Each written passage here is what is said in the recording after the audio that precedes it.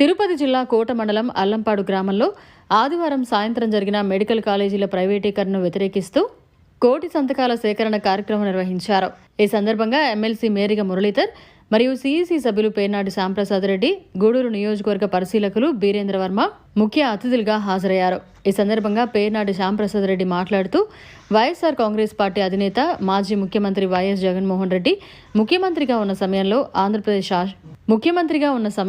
ఆంధ్ర రాష్ట్రంలో 17 మెడికల్ కాలేజీలకి అనుమతులు తీసుకొచ్చారని గుర్తు చేశారు. ఈ కూటమి ప్రభుత్వం ఏర్పడిన తర్వాత విద్యా వ్యవస్థను, వైద్య వ్యవస్థను పూర్తిగా నామరూపాలు లేకుండా నాశనం చేస్తున్నారన్నారు. పేద కుటుంబాల నుంచి వైద్య విద్య చదువుకోవాలన్న పేద విద్యార్థులకు అన్యాయం చేస్తున్నారన్నారు. తెలియక జరిగిందా? ప్రతి ఇంటికి కూడా దాదాపుగా 1,50,000 నుంచి 4,50,000 రూపాయలకు బటన్లు నొక్కి మన కుటుంబాల్లో వెలుగులు చూడాలని చెప్పి ప్రతి సంవత్సరం కూడా వేసిన ఘనత వైఎస్ జగన్మోహన్ రెడ్డి గారిది. అయితే ఈరోజు మన అందరం చూస్తున్నాం, ఇక్కడ ఉన్న వాళ్ళు అందరం కూడా రైతులమే. యూరియా కట్ట తెచ్చుకోలేక క్యూర్లో బార్లు తీరి మనకి యూరియా బస్తా తెచ్చుకోగలమా, సకాలంలో మన యూరియా చల్లుకోగలమా అనే పరిస్థితుల్లో ఈరోజు మనం బిక్కుమంటూ వస్తూ ఉన్నాం. ఇదే పరిస్థితి కొనసాగితే యూరియా దొరికినా డిఏపి దొరకదు, డిఏపి దొరికితే పొటాష్ దొరకదు, పొటాష్ దొరికితే ఎక్కడో తయారు చేస్తున్న ఈరోజు కల్తీ మద్యం ఎట్లయితే తయారు చేస్తున్నారో అదే విధంగా కల్తీ పురుగు మందులను కూడా తయారు చేసి తీసుకొచ్చి మన ప్రాణాలు తీసేదానికి సైతం లెక్క చేయదు ఈ ప్రభుత్వం అని చెప్పి మీకు అందరికీ తెలియజేసుకుంటూ, భగవంతునికి ఒకసారి మనకు అవకాశం ఇస్తే ఈ పరిస్థితులు కొని తెచ్చుకోకుండా అందరూ కూడా కలిసికట్టుగా జగన్మోహన్ రెడ్డి గారిని తిరిగి మళ్ళీ ముఖ్యమంత్రిని చేసుకుంటే ఈ రాష్ట్ర ప్రజలు కానీ ఈ రాష్ట్ర ప్రజానీకం అందరూ కూడా రమణారెడ్డి అన్న చెప్పినట్టుగా గత 5 సంవత్సరాలు రైతులకి స్వర్ణయుగం.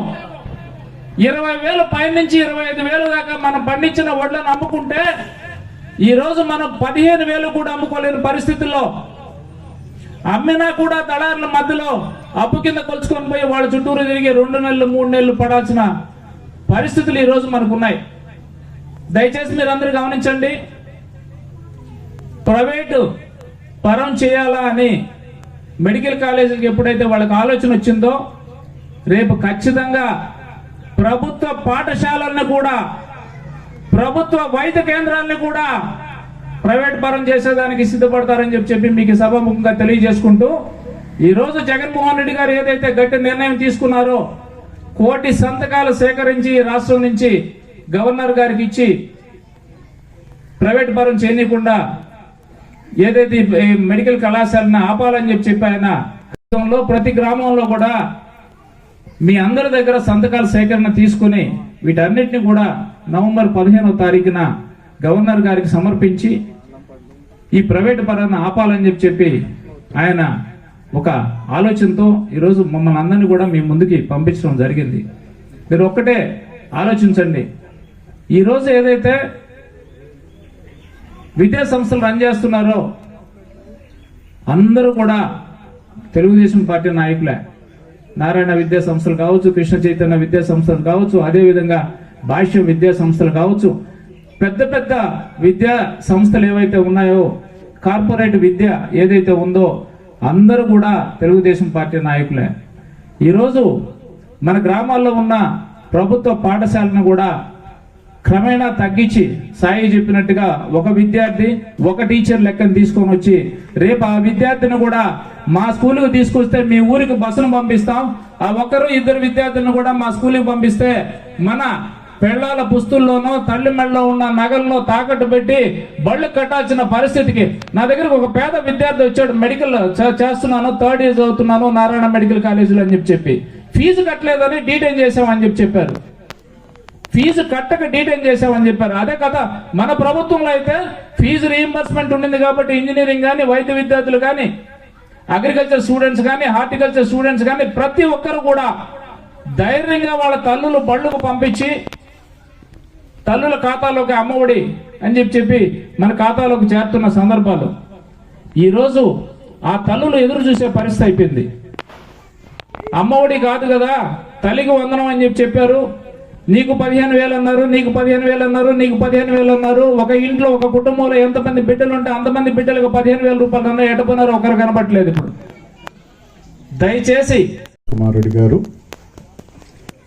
పెద్దలు, గౌరవనీయులు, పార్టీ విశిష్టమైనటువంటి ఉన్నతమైనటువంటి సెంట్రల్ ఎగ్జిక్యూటివ్ కమిటీ సభ్యులు గౌరవనీయులు శ్యాంప్రసాద్ రెడ్డి గారు, మరొక గౌరవనీయులు మంచి వ్యక్తి వీరేంద్ర వర్మ గారు, అదే రకంగా పెద్దలు కొక్కుపాటి మసూదన్ రెడ్డి గారు, మరొక పెద్దలు దరుకట్ట రమణారెడ్డి గారు, మరి సురేంద్ర గారు, ప్రసాద్ గౌడ్ గారు, మహిళలు కాబోయే మండల మహిళా అధ్యక్షులైనటువంటి మరి రేష్మ గారు, లలిత గారు, యువ నాయకులు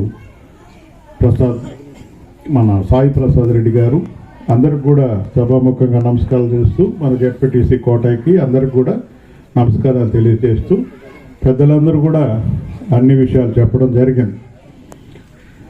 మన ప్రీతం నాయకులు జగన్మోహన్ రెడ్డి గారు గొప్ప వాతావరణంలో నవయుగ వైతాళికుడిగా ప్రతి నిర్ణయం కూడా గొప్పగా ఉండాలని తీసుకున్నారు.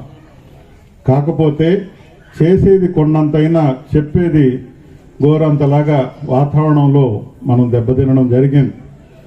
మోసాలతోనే రాజకీయం చేసే అలవాటు ఉన్నటువంటి చంద్రబాబు నాయుడు గారు ఏవైతే జగన్మోహన్ రెడ్డి గారు మన్ననలు పొందిన పథకాలు ఉన్నాయో ఆ పథకాలు 4 రెట్లు ఇస్తామని ఆశ చూపి పేద జనాల ఆశలతో ఆడుకొని ఈరోజు అధికారం వచ్చిన తర్వాత అందరికీ నామాలు పెట్టడం జరుగుతుందని కూడా నేను మనవి చేస్తున్నా. జగన్మోహన్ రెడ్డి గారు 17 కాలేజీలు ఏకదట్టిన సంపాదించారు. ఆయనకు తెలుసు, ఎందుకంటే మన పార్టీ మన సిద్ధాంతం అంతా కూడా పెద్దలు, నియోజకవర్గ ఇన్ఛార్జి మేరుగ మురళన్ గారికి, మా అన్న శ్యాంప్రసాద్ అన్న గారికి, వేదిక మీద ఉన్న పెద్దలకు, వేదిక ముందున్న గ్రామస్తులకు, పత్రికా విలేకరులకు అందరికీ నా నమస్కారాలు. ముఖ్యంగా ఈరోజు కోటి సంతకాల సేకరణ అనే కార్యక్రమాన్ని మన నాయకులు జగన్మోహన్ రెడ్డి గారు ఇచ్చిన పిలుపు మేరకు ప్రతి గ్రామానికి వెళ్ళి మనం పెద్దలు అన్న చెప్పినట్టు 17 మెడికల్ కాలేజీలు ఇచ్చినా కానీ చెప్పుకోలేకపోయాము.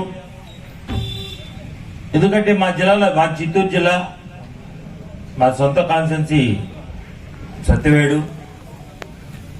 మరి మెడికల్ కాలేజీ పరిశీలనకు పార్టీ పిలిపించిన మేరకు నేను కూడా వెళ్ళాను. మదనపల్లి మెడికల్ కాలేజీలో ఆగిపోయాడు. సుమారు 90 ఎకరాలు ప్రభుత్వ భూమి ఒక మెడికల్ కాలేజీకి ఏర్పాటు చేసి, ఒక విద్యతో కూడా, విద్య కాదు పేద ప్రజలకు వైద్యం అందాలనే ఒక ముఖ్య ఉద్దేశంతో ఇన్ని మెడికల్ కాలేజీ పెడితే ఈరోజు చంద్రబాబు గారు వచ్చి ఆ మెడికల్ కాలేజీని ప్రైవేట్ పరం చేస్తూ కార్పొరేట్ సంస్థలకి అమ్ముకొని పోతా ఉంటే మరి పేదవాడు ఎలా బతకాలి అని మీ అందరూ కూడా ఆలోచించాల్సిన అవసరం వచ్చింది. ఎందుకంటే ఆ రోజు రాజశేఖర రెడ్డి గారు ఉన్నప్పుడు ఆరోగ్యశ్రీ పథకం తీసుకొచ్చింది ఆయన. ప్రతి పేదవాడు కార్పొరేట్ హాస్పిటల్స్కి వెళ్ళి వైద్యం చేసుకొని వాళ్ళకుండే ఏదైనా పెద్ద గుండె జబ్బులు, రకరకాలైన జబ్బులు ఇస్తే కూడా ఆ రోజు ధైర్యంగా హాస్పిటల్కి వెళ్ళే పరిస్థితి వచ్చింది. మరి ఫీజు రీయింబర్స్మెంట్ ఇచ్చిన తర్వాత ప్రతి పేదవాడు కూడా ఇంజనీరింగ్ విద్యలు, పెద్ద పెద్ద విద్యలు చదివి ఈరోజు ప్రతి ఇంటికి ఒక గ్రాడ్యుయేట్ ఉన్నాడు. మరి ఈ విధంగా చెప్పుకుంటూ పోతే అనేక పథకాలు మనం పెట్టి. మరిన్ని అప్డేట్స్ కోసం మన HN9 టీవీ ఛానల్ ని సబ్స్క్రైబ్ చేసుకోండి.